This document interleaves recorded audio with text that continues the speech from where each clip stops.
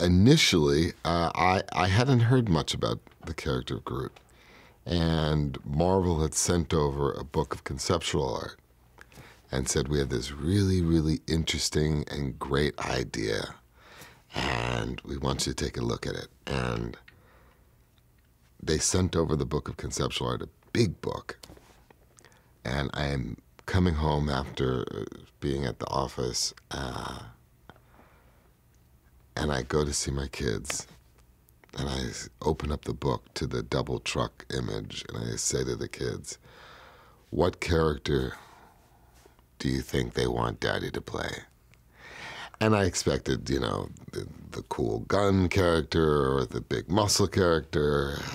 They chose the tree. They immediately pointed at the tree. And I thought there was something interesting about that. I thought that this character has the potential to touch people in a way, to reach people in a way that none of the other characters I've ever played before have. I'm lucky because there is such a great ensemble cast. The actors in the movie, the acting in the movie, the portrayal of characters is so fun that it was kind of, you know, in some ways easy for me to play off of what I was watching on screen. I had the luxury of being able to see their performances and reactions, and I was able to either answer their performance or set up their performance. And really interesting experience.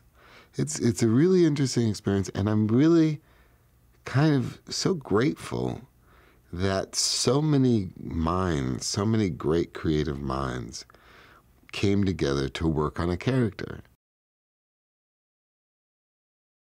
I've always fantasized about learning every single language in the world and bringing the intonations and nuances to each territory, to every theater in the world. That's our fantasy, right? If you're going to go and see a movie that I've made in any theater, you will feel what I hope to bring to that experience.